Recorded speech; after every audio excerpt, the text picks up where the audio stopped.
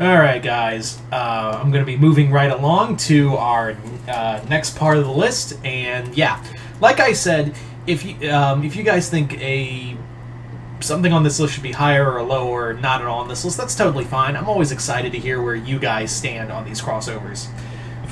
So for part 2, since I did a little overindulging and went to 25 to 18, this part will cover parts 17 through. So this will cover the ones ranked at 17 and 11. So starting off at number 17, we have Kong Planet of the Apes. Kong Planet of the Apes was a Boom Studio crossover that came out of nowhere, and it was actually, I did a little digging, and apparently it was supposed to be a celebration of both King Kong's 80th anniversary, which was coinciding at the same time as Planet of the Apes' 50th anniversary.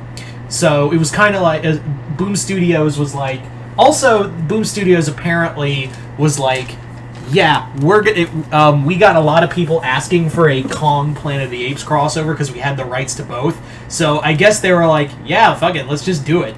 This crossover, they didn't do a lot of Planet of the Apes crossovers, but a lot of them range from either good to bad to, well, they did about 4. There was Kong, there was Star Trek, there was Green Lantern, and Planet of the Apes. I feel like I'm missing one. But yeah, 2 of those are really good. One I haven't read, so I can't judge, and one's just okay. That's the Planet of the Apes Tarzan one. So, Kong Planet of the Apes is it's a book that really makes a lot of sense because, yeah, it's apes meeting, but also it does play into the whole thing of Kong being still a being out of time. Even in a world of apes, he's still a creature out of time.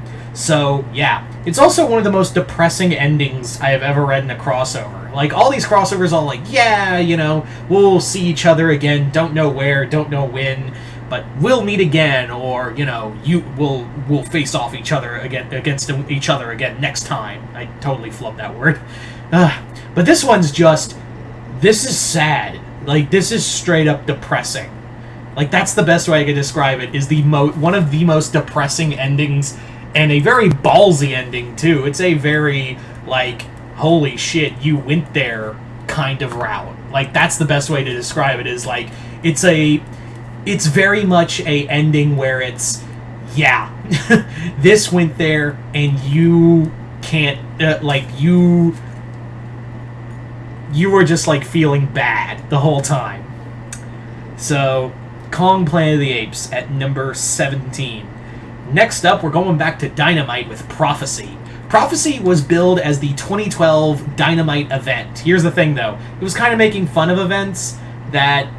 It was very much making a fun of events where it was like, yeah, there's no tie-ins, there's no nothing, but it's going to be an event to chronicle the 2012 apocalypse.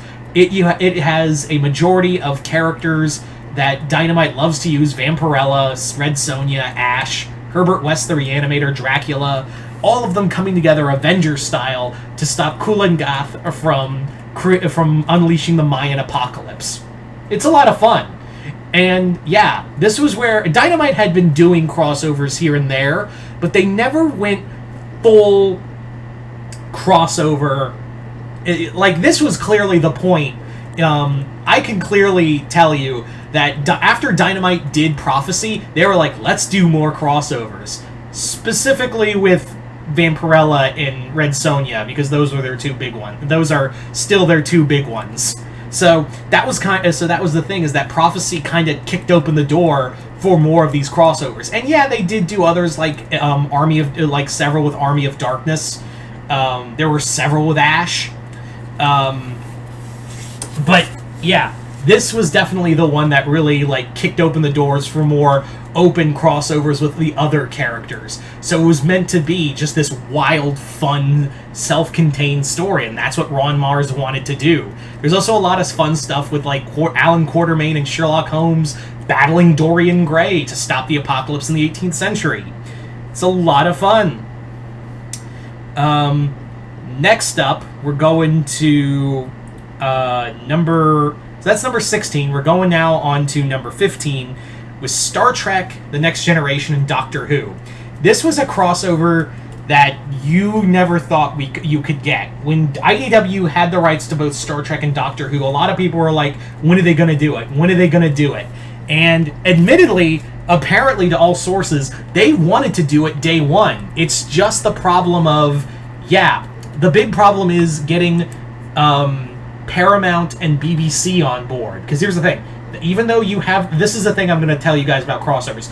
The big thing is you may have the comic license to them, but you have to run everything you do for a majority of your comics by... There are certain laws that you'll have to abide by. And if you want to do a crossover, you have to get it by the lawyers and the big companies. So BBC and Paramount, really, it took them...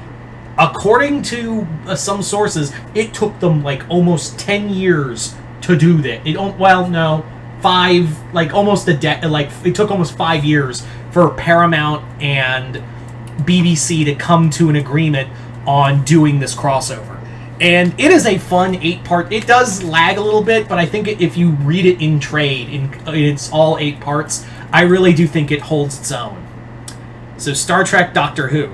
And going back to Star Trek at number 14 is Star Trek Planet of the Apes. Star Trek Planet of the Apes was Boom's first crossover, and they picked, having the original TNG show as their first crossover was actually kind of a stroke of brilliance. It was a really good idea to pit those two in that timeline together. Plus, you had Charlton Heston fight William Shatner in that book. What more can I really say other than that really hits the spot.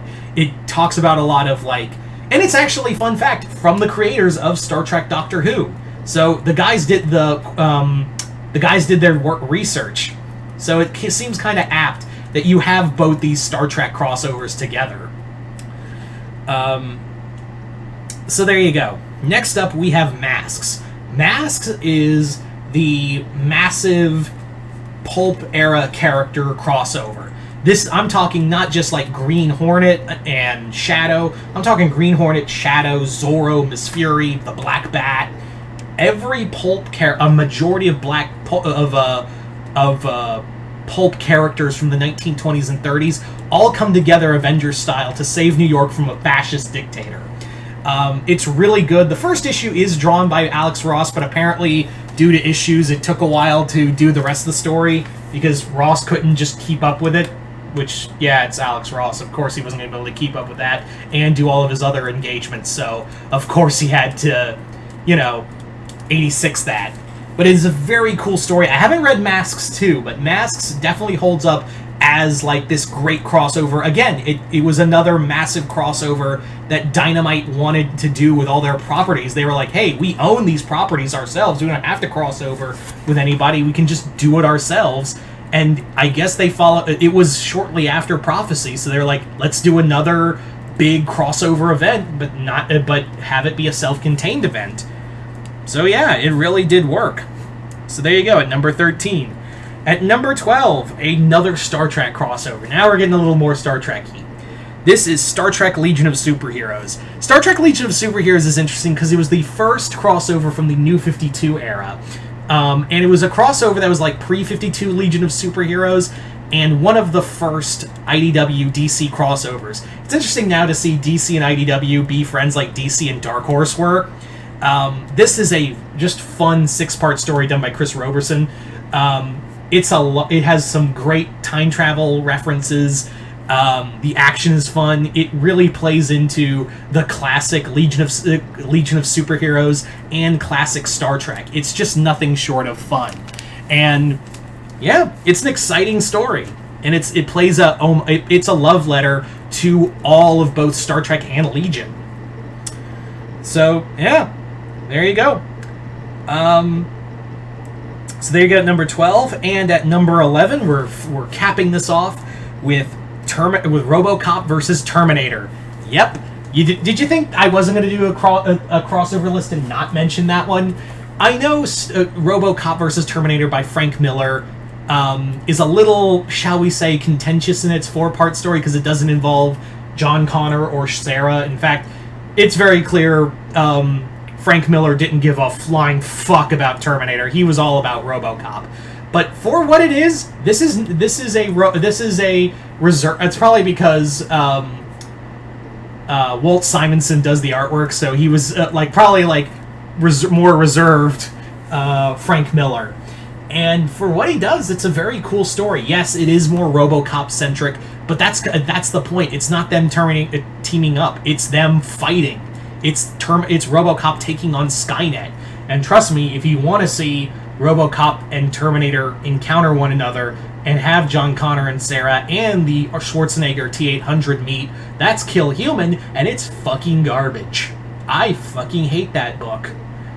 It's a shit show of a book, and this is definitely one of the better ones. Terminator doesn't have a lot of good crossovers, but this one definitely holds its own. It's also like, again, it inspired a video game. It was almost like Alien. It was very much like Alien versus Predator, where it made so much sense to have them encounter one another. So, yeah. And I'm sure a lot of people were banking on this being the other. And hell, you have them again in Mortal Kombat. So, yeah. So there you go, guys. That is part 2 of my top 25 crossover list. Stay tuned for part 3, where I go down the top 10. But you guys tell me in the comments below, what do you guys think of this list so far? Do you guys like it, hate it? Comment below, let me know. Other than that, hope you all enjoyed this. I'm Mr. Multiverse. I'll see you next time in the Multiverse.